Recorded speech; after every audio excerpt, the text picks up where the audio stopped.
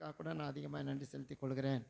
நம்ம ஏன் நேசித்து நம்ம சபையை நேசித்து இந்த இடத்துல ஊழியம் செய்யக்கூடிய அந்த ஒரு கிருபையை தேவன் நம்மளுக்கு கொடுத்துருக்கிறார். ஆகவே அவர்களும் எத்தனை பிரச்சனைகள் இருந்தாலும் வந்துடுறாங்க. சரிங்களா? அதனால் அவங்களுக்காக ஜெபம் பண்ணிக்கங்க. அவங்க தாயார் கூட கொஞ்சம் சிக்காக இருக்காங்க.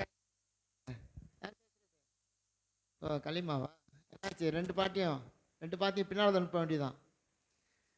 அதனால் அவங்களுக்கு எவ்வளோ பிரச்சனை இருக்குது. அதனால் கூட அதில் வந்து என்ன பண்ணுறாங்க, மினிஸ்ட்ரியில் அவங்களும் பங்கெடுக்கிறாங்க. அதுக்காக நீங்கள் ஜெபம் பண்ணிக்கோங்க. அவங்க தாயாருக்கு நல்ல சரீர சுகபலன் கிடைக்கணும்னு சொல்லி ஜெபம் பண்ணிக்கோங்க. கர்த்தர் அதை மாற்றி கொடுப்பார். சரிங்களா? இன்றைக்கி இந்த அறிவிப்பில் என்ன கேட்டிங்கன்னா, இன்றைக்கி ஆண்டுடைய வசனத்தை சுதந்திரம் தருவாங்க, கொடுத்து அவங்க ஜெபம் பண்ணி முடிப்பாங்க. அதை தொடர்ந்து நீ சாப்பாடு என்ன கேட்டிங்கன்னா எறா பிரியாணி. சரிங்களா? அதனால் சுதா எறா வாங்கி கொடுத்ததுனால அந்த பிரியாணி அவங்களுக்கு ஒழுங்கு செஞ்சுருக்காங்க.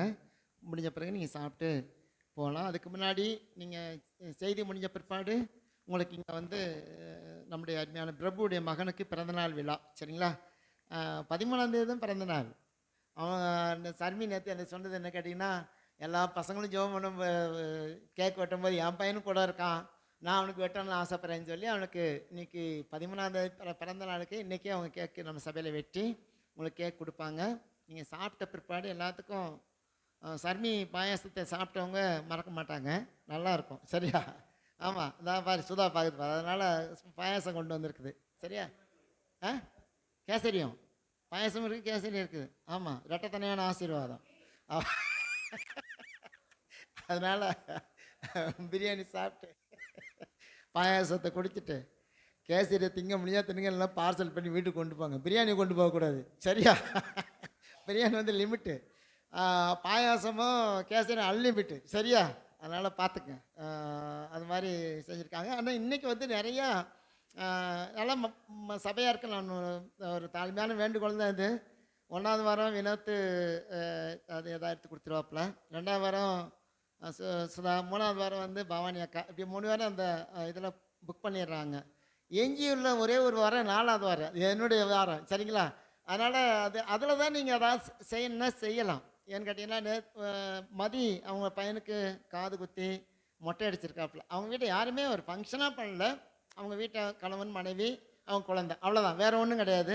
அதனால் என்கிட்ட ஒரு 4 நாளைக்கு முன்னே ஃபோன் பண்ணி பாஸ்டர் சாப்பாடு போடலாமா அப்படின்னு கேட்டாப்புல. இன்னும் புக் ஆகிடுச்சு. நான் சொன்னேன், தம்பி 4ஆவது வாரத்துக்கு வா அப்படின்னேன். நேற்று சன்னி ஃபோன் பண்ணி, பாஸ்டர் எங்கள் வீட்டுக்காரு சிங்கப்பூர்லேருந்து சொன்னார், பாஸ்டர்கிட்ட போய் காசு கொடு நம்ம சாப்பாடு போடலாம் அப்படின்னு சொல்லி சொன்னார் அப்படின்னு சொல்லி என்கிட்ட சொல்லிச்சு. சர்மி சொல்லிச்சு, சர்மி 4ஆவது வரவா. அதனால் இங்கே எல்லாம் புக்கிங் ஆயிடுச்சு, அதனால் முடியாதுன்னு சொன்னேன் நான். அந்த பொண்ணு, நீ கேக்கு வெட்டி கொடு, ரைட்டு, நீ பாயாசமாக கொடு, அப்புறம் என்னது கேசரியா கொடு, ஆமாம் எது வேணாலும் கொடுங்கன்னு சொல்லி அப்புறம் அந்த பொண்ணு சொன்ன, அந்த பொண்ணு செஞ்சு வந்திருக்கு. சரிங்களா? அதனால் தம்பி சகாயராஜுக்காக நம்ம சர்ச்சை முடிஞ்ச பிறகு என்ன பண்ணோம், நம்ம கேக்கு வெட்டி அவனுக்காக ஜெபம் பண்ணி அவனுடைய பிறந்த நாளை கொண்டாட நம்ம கூடி வந்திருக்கோம். சரிங்களா? அப்புறம் இந்த வாரத்தினுடைய காரியங்கள் வந்து உங்களுக்கு தெரியும். நாளைக்கு நான் இருக்க மாட்டேன், காலையில் போயிட்டு சாயங்காலம் வந்துடுவேன். சரிங்களா? வேற எங்கேயும் இல்லை, போயிட்டு வந்துடுவேன் உடனே. நம்மளுக்கு இந்த வாரம் நிறைய வேலைகள் இருக்குது இந்த வாரத்தில். சரிங்களா? ஏகப்பட்ட வேலை இருக்குது. அதனால் நாளை மறுநாள் நம்முடைய சபையில் வந்து ஒரு ஸ்பெஷல் கூட்டம் வினோத்தை வச்சுருக்கான். அந்த ஆண்ட்ரூஸ் அவர்கள் 23ஆம் தேதி, இந்த நோட்டீஸ் உங்களுக்கு எல்லாத்துக்கும் கைக்கு வந்திருக்குன்னு நினைக்கிறேன். நம்முடைய இடைக்கலை நாடு போதகர் ஐக்கிய 23ஆம் தேதி சென்ட் மேரிஸ் அந்த ஸ்கூலில் ஸ்பெஷல் மீட்டிங் ஒன்று, பெரிய மீட்டிங் வைக்கிறாங்க. 30 சபைகள் சேர்ந்து தான் வைக்கிறாங்க. அதுக்குரிய ஆலோசனை கூட்டம் வந்து வர்ற செவ்வாய்க்கிழமை நம்முடைய சபையில் ஊழியக்காரர்களுக்கு மட்டும், மற்றவங்களாம் கிடையாது. அது நடக்கும். சரிங்களா? அதை தொடர்ந்து மற்ற காரியங்கள் ஒன்று ஒன்றா நடந்துக்கிட்டு இருக்கோம். நாள் நெருங்கிட்டே இருக்கு இல்லையா, ஒன்று ஒன்றும், அதனால் நடந்துகிட்ருக்கோம். அடுத்த ஞாயிற்றுக்கிழமை யார் வருவாங்கன்னா வேட்டிக்கார், உங்களுக்கு தெரியும் இல்லையா, வேட்டிக்கார் வருவார். சரிங்களா? அதனால் ஜெபம் பண்ணிக்கோங்க. வேறு ஏதாவது உங்களுக்கு சந்தேகம் இருந்தால் சபை முடிந்த பிற்பாடு என்கிட்ட கேளுங்க. ஏதாவது உங்களுக்கு டவுட் இருந்தால் நீங்கள் கேளுங்க. ஜூன் 1 வீக் வந்து செல்வகுமார்னு வருவாங்க. அப்படி தான் சொல்லியிருக்காங்க. ஜூன் 1 வீக் திருவிருந்தாராதனை இப்போ செல்வகுமார்னா வருவாங்க, சுதனவங்களும் வருவாங்க. சரிங்களா? அதனால் உங்களுக்காக இந்த டீமுக்காக ஜெபம் பண்ணுங்கள். அவங்கன்னா எங்கெங்கேயோ போயிட்டு மாதத்தில் 2 நாளைக்கு 3 நாளைக்கு தான் வீட்டுக்கு வர்றாங்க. அப்படின்லாம் அவங்களையும் செய்கிறாங்க. சரிங்களா? அவர் 2 காலம் இல்லாதவர் தான், ஆனால் அந்தளவுக்கு போய் ஊழியங்களை செய்கிறாங்க. சரிங்களா? அப்புறம் நம்ம சபையில் இன்னும் ஒரு புதுமை என்னென்னா, போன வாரம் நடந்தது என்னென்னு கேட்டிங்கன்னா, திடீர்னு கிராம ஒழித்த ஸ்டார்ட் பண்ணிட்டாங்க போன ஞாயிற்றுக்கிழமை. நான் படுத்து தூங்கிட்டு இருந்தேன். ஒரு 3:30 மணிக்கு சித்ரா, மல்லிகாவுடைய வீட்டுக்காரு, பிள்ளைங்க நிவேதா, ஹெலன், அப்புறம் சாம், டேனி இவங்கெல்லாம் வந்துட்டு ஊழியத்துக்கு போகிறோம் அப்படின்னாங்க, கிராம ஊழியத்துக்கு. சரின்னு சொல்லிட்டு அப்புறம் ஜெபம் பண்ணி அவங்க அந்த ஊழியத்தை போன வாரம் செஞ்சுட்டு வந்தாங்க கோவை பக்கத்தில். ஆனால் இன்றைக்கும் போவாங்கன்னு நினைக்கிறேன். சரிங்களா? அதனால் அந்த ஊழியத்துக்காக நீங்கள் ஜெபம் பண்ணிக்கங்க. சாதாரண விஷயம்லாம் கிடையாது. கிராம ஊழியம் செய்கிறதுனா சாதாரண விஷயம்லாம் கிடையாது. ஆனால் அவங்க அதை தொடர்ந்து செய்யணும் அப்படிங்கிற ஒரு நோக்கத்தோடு கூட இந்த ஊழியத்தில் அவங்க இருக்காங்க. அதனால் அவங்களுக்கு அவங்க ஜெபத்தில் நம்ம தாங்குவோம். எதுவும் கொடுத்தாங்கட்டாலும் ஜெபத்தில் தாங்குவோம். சரிங்களா? அவங்கள ஜெபம் பண்ணுவோம். கர்த்தர் அந்த ஊழியங்களை சிறப்பாக நடத்தி அது மூலியமாக ஒரு சில ஆத்துமாக்கள் நம்ம சபைக்கு வர வேண்டாம், எங்கேயாவது போய் அட்டன் பண்ணால் சந்தோஷமாக இருக்கும். சரிங்களா? அது மாதிரி அருமையாக நம்ம தம்பி நேத்ராஜ் அவருடைய வீடு பிரதிஷ்டை இன்னைக்கு காலையில். சரிங்களா? டேவிட் ராஜ் போயிட்டாரோ? போயிட்டார் இருக்காரா? சரி, அவர் சர்ச்சு முடிஞ்ச பிறகு போவார். நேற்று நானும் வேலும் போயிட்டு வந்தோம். நல்ல ஒரு அழகான வீடை கட்டியிருக்கார். தெரியும். அதனால் நேற்று நம்ம இன்றைக்கி போக முடியாதனால நேற்று நைட்டு நாங்கள் அதை போயிட்டு வந்துட்டோம். அதனால் அவனுக்காக நீங்கள் ஜெபம் பண்ணிக்கங்க. அவனுடைய குடும்பத்துக்காக நான் நடக்கிற அவனுக்கு வீடு பிரதிஷ்டை மற்றும் பிள்ளைகளுடைய காது குத்து விழாவும் வச்சுருக்கான். சரிங்களா? அதனால் ஜெபம் பண்ணிக்கங்க. நம்மளால் போக முடியாது இல்லையா? மற்ற வேறு ஏதாவது உங்களுக்கு சந்தேகங்கள் இருந்தால் சபையை முடிந்த பிற்பாடு என்று கேளுங்க, உங்களுக்கு அதுக்குரிய விளக்கங்களை தருவேன். மறுபடியும் உங்களை வாழ்த்து வரவேற்கிறேன். இப்பொழுது சுதன் கையில் நான் கொடுத்துருவேன். சரிங்களா? வாங்க.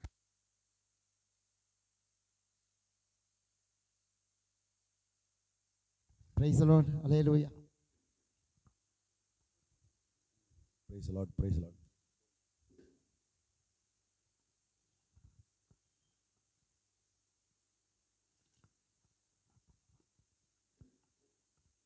Praise the Lord.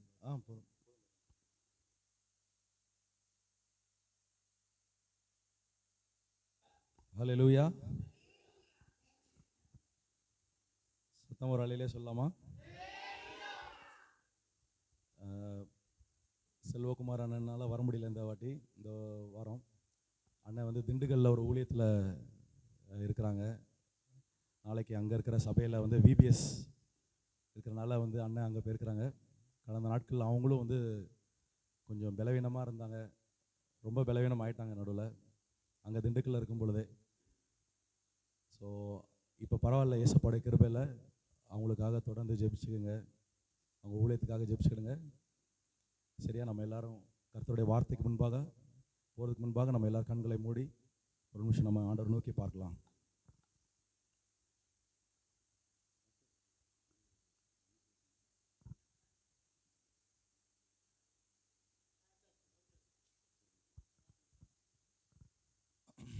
ஸ்தோத்திரம் ஆண்டவரே, ஸ்தோத்திரம் ஏசப்பா.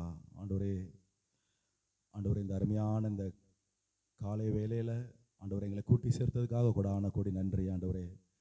ஏசப்பா, நாங்கள் ஆண்டவரே உங்களுடைய சமூகத்தில் ஆண்டவரே எங்களை அழைத்து ஆண்டவரே உங்களுடைய வசனத்தை கேட்க ஆண்டவரே இந்த நேரத்தில் ஆண்டவரே எங்களோடு நீங்கள் பேசுங்க ஆண்டவரே. எங்கள் இருதயத்தில் ஆண்டவரே எங்கள் இருதயத்தோடு இடைப்படுங்கப்பா. அப்பா, உங்களுடைய வசனம் எங்களை மாற்றும்படியாக ஒப்பு கொடுக்குறோம். எங்களை உருவாக்கும்படியாக, எங்களை உடைக்கும்படியாக, எங்களை நொறுக்கும்படியாக, உங்களுடைய சித்தத்தின்படி எங்கள் வாழ்க்கை மாறும்படியாக எங்களை செவ்வையாக்கட்டும் ஆண்டவரே. செவ்வைப்படுத்துங்க ஆண்டவரே, சீர்படுத்துங்க ஆண்டவரே, எங்களை உறுதிப்படுத்துங்க ஆண்டவரே. ஆண்டவரே, இந்த வசனம் ஒன்றாயிலும் வெறுமையாய் திரும்பாதபடிக்கு ஆண்டவரே 30, 60, 100 ஒரு பலனை ஆண்டவரே கிடைக்க உதவி செய்யுங்க. எங்களை தாழ்த்தி எங்களை வெறுமையாக்கி உங்களுடைய கரத்தில் ஒப்பு கொடுக்குறோம்.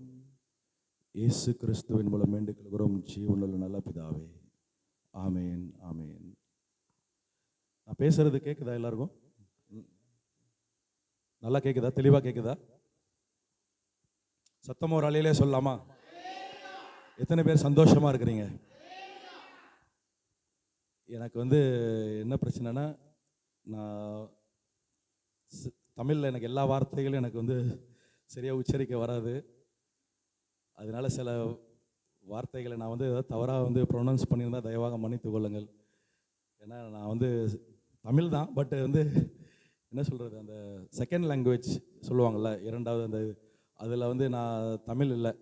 சிறு வயதில் எங்கள் தகப்பனார் வந்து மும்பை பட்டணத்தில் வேலை செய்கிறனால வந்து நான் அங்கே சின்ன வயசில் அங்கே தான் வளர்ந்தேன். அப்போ அங்கே ஹிந்தி, அப்புறம் இங்கே வந்து திருப்பி தமிழ் வந்து எடுத்து படிக்கிறதுக்கு ரொம்ப கஷ்டமாக இருந்துச்சு. ஸோ நான் தமிழ் படித்ததெல்லாம் பார்த்தீங்கன்னா சர்ச்சில், சபையில், ஊழியக்காரங்களில் இந்த பாட்டு படிக்கும்போது ஒவ்வொரு வரிகளையும் வந்து அப்படி உச்சரித்து சிலக்கு வந்து அர்த்தம் தெரியாது. அப்புறம் கேட்டு அந்த மாதிரி தான் வந்து இவ்வளோ தூரம் பேசுகிறேன். இல்லாட்டி எனக்கு இவ்வளோ தூரம் பேச வராது. போன வாட்டி வந்து அண்ணன் வந்து டிரான்ஸ்லேட் பண்ணாங்க.